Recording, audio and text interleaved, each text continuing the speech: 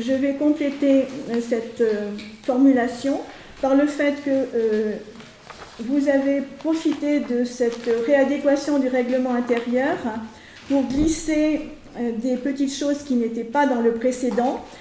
En ce qui concerne la tenue des commissions, vous stipulez qu'elles peuvent, les commissions, elles peuvent élaborer un rapport sur les affaires étudiées et le cas échéant, ce rapport est communiqué à l'ensemble des membres du Conseil. Ce n'est pas du tout ce qu'il y avait dans le règlement intérieur initial, puisqu'il était proposé de rapporter intégralement ce qui se passait dans les commissions et d'avoir un suivi. Vous avez profité aussi donc l'enregistrement des débats. Les séances du Conseil peuvent être enregistrées par les moyens de communication audiovisuelle dans les conditions fixées par le maire. On vous avait déjà demandé de mettre dans les conditions fixées par la loi, tout simplement. Après, nous avons aussi apprécié l'article 21, les questions orales. Les conseillers municipaux ont le droit d'exposer à la fin de chaque séance du conseil municipal des questions orales ayant trait aux affaires figurant à l'ordre du jour ou sur toute autre question d'intérêt communal ou métropolitain. Le texte des questions orales est adressé au moins 24 heures avant le conseil municipal au maire. Ça, c'est quelque chose qui ne figurait absolument pas dans le règlement intérieur initial. Donc, l'article 25 aussi sur les supports numériques, qui vise à la fois les publications sur papier ou sur support numérique tels que le site internet et le cas échéant les réseaux sociaux de la commune. Bon, cette page Facebook, elle a été créée en janvier, hors de tout contexte de règlement intérieur. Et comme vous le savez, l'opposition, dès que vous publiez quelque chose, l'opposition a un petit moment d'expression aussi nécessaire. Donc, après, le site internet de la ville comprend une rubrique d'expression politique qui reprendra les tribunes de chaque groupe politique publiées dans le bulletin municipal. Bon, ben, c'est une avancée numérique, mais ce n'est pas une avancée de démocratie locale. D'autres remarques? Monsieur Suto?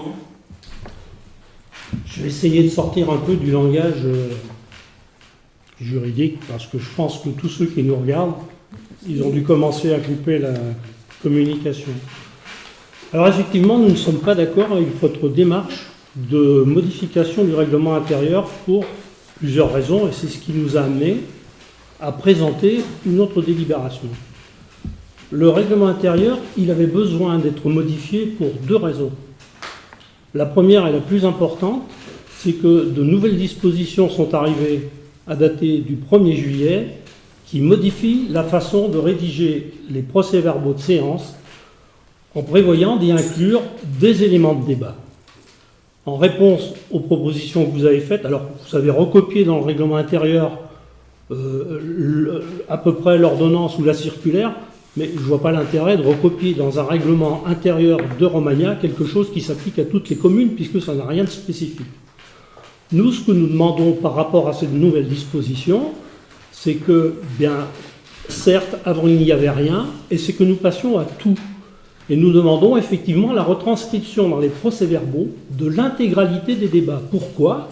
Parce que, par essence, une synthèse ne reflète pas l'intégralité des débats et des sensibilités qui ont pu s'exprimer. Ce n'est pas une histoire de compliquer la rédaction d'un compte-rendu.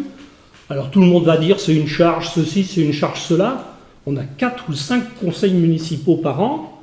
Si on n'est pas foutu en 3 mois qu'il y a entre les deux de pouvoir reporter l'intégralité des débats, il y a un problème de fonctionnement dans notre conseil municipal. Donc ça, c'est notre point de vue.